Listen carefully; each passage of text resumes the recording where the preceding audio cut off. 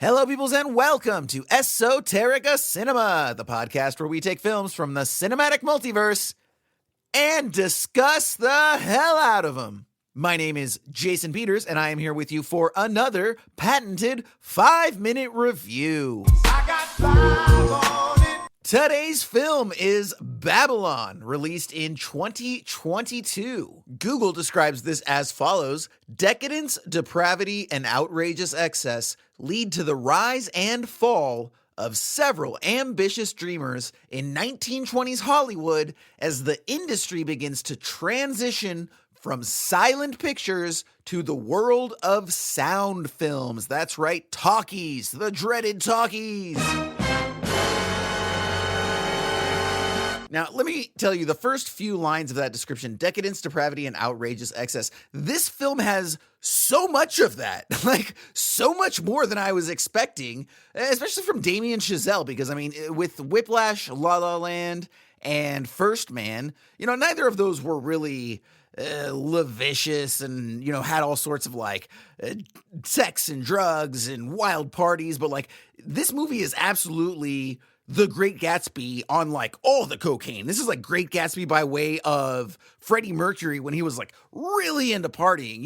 The days we're talking about. With the little people and the trays of cocaine on his head at his royal themed birthday party.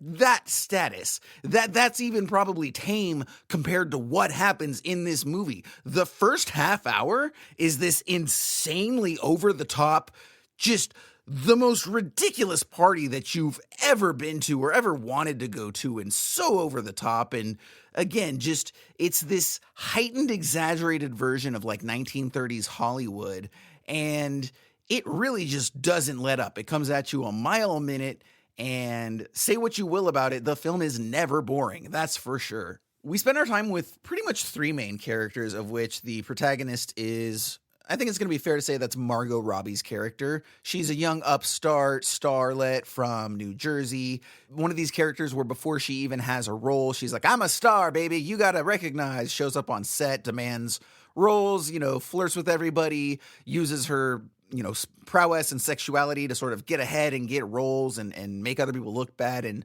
so she's very unabashed in trying to become a Hollywood starlet at whatever means necessary.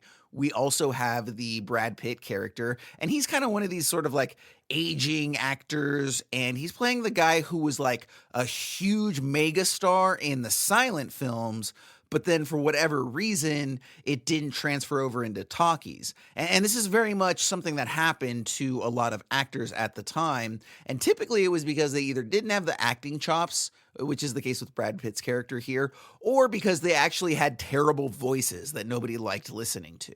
Now, on top of the 2 of them, we also get a Mexican character, and he is sort of one of these characters who's a bit of a lowly grunt at the beginning. He's just trying to get on set. He loves movies. He's passionate about it. He'll be the animal wrangler. He literally opens the movie by getting shit on by a giant elephant, and that is not a metaphor. And they show that. And that brings up another funny thing too, getting away from his character for a second, which is in terms of what this movie is, what's the DNA.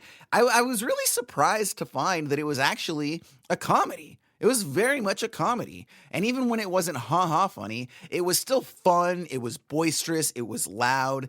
And, it's not trying to make any sort of statement other than that there were a number of people that were very comfortable with the old silent movie approach. And then when sound came in, for as much as it revolutionized the industry and for as much as we may romanticize it, the film does a good job of letting us know that this was a very difficult transition for a lot of these people.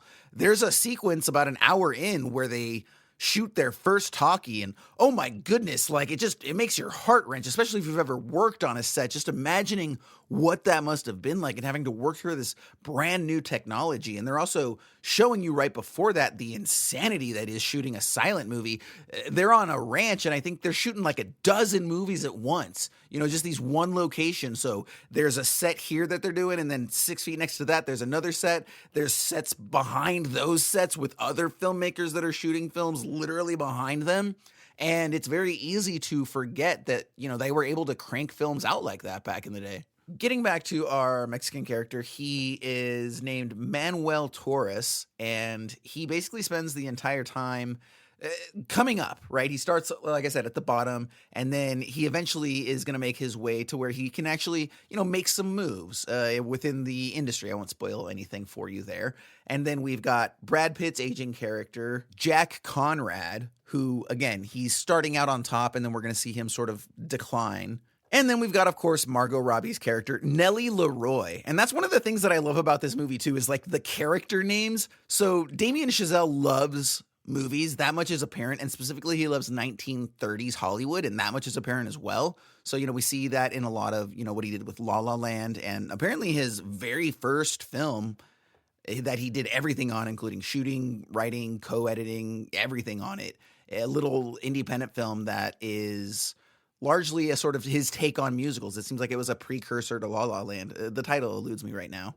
But this is definitely within his wheelhouse, and it really shows. Again, when you're watching a film, you can really tell whether or not the person that is making the film is into what they're doing. And again, Chazelle's love for everything Hollywood and everything movie just shines through every frame of this film. I would say this film is a movie by film lovers, for film lovers, about film lovers. And I'll even say this at the end because it won't spoil anything, but the film literally ends with a montage of scenes from early Hollywood all the way through to Avatar.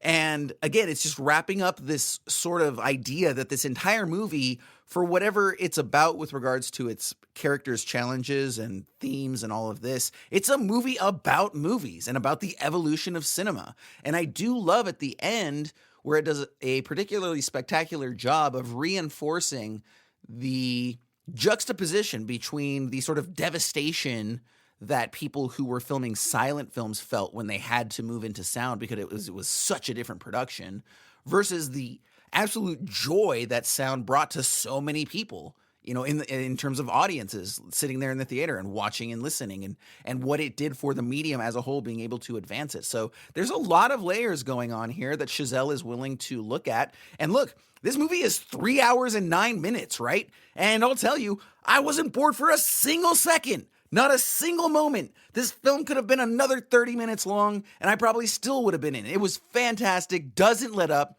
To have such a breakneck pace and keep that up for 189 minutes, spectacular job. I really do feel like Chazelle brought his A game. He wrote and directed this, and he really just bangs everything out of the park, knocks everything out of the park. Let's go ahead and mix metaphors. Why not while we're here? I do think that Brad Pitt was fine. He was good as the character. He definitely looks the part, right? He'll always look like that aging movie star, so he is perfectly cast in that. But I do feel like maybe the characterization wasn't as great as he's been elsewhere. And, Margot Robbie, I love her to death. She's a great actress. I just think she's a goddess of an actress. She's wonderful. She's magnificent. She's gorgeous. She's talented. She's sexy. She's confident. In this case, she's like a wild sort of child out there. So she's very free-spirited, high energy. So she's everything that you want in a leading lady. And she just absolutely crushes in this film and carries a ton of energy with it. And then Diego Calva, who plays Manny, he does a great job. It's a little bit more understated of a role, but he also gets to play a lot more range. He has some very serious emotions and some serious responses specifically towards Nellie, as well as just, loving film and allowing us, the audience, to see through his eyes and remember how much film is appreciated just by all of the characters in this film and by extension through the filmmakers and through us as the audience. I will say, if there is a criticism, it's just that, it is pretty much a comedy in terms of it really doesn't hit hard with any sort of dramatic notes. If they had maybe find a way to imbue just a little bit more drama, I think this would be an absolutely perfect film. As it is, it's a hugely, hugely entertaining film, but I do think that holds it back just a skosh from being that almost perfect film. 3 adjectives for you: high energy, reverent, and debaucherous. Well, let's even throw gleefully debaucherous on that. This is a gleefully debaucherous film. If I could describe it in any way, it would be those 2 words. Out of 5 stars, I am going to go ahead and give this 4 3/4. So just about almost as high a recommendation as I can give. Like I said, do check out the website, esotericacinema.com, where we have a lot of great content for you. You can see what's coming up for season 4. In the meantime, we will keep bringing you the hits right here on the old podcast at Esoterica Cinema. Enjoy the movies.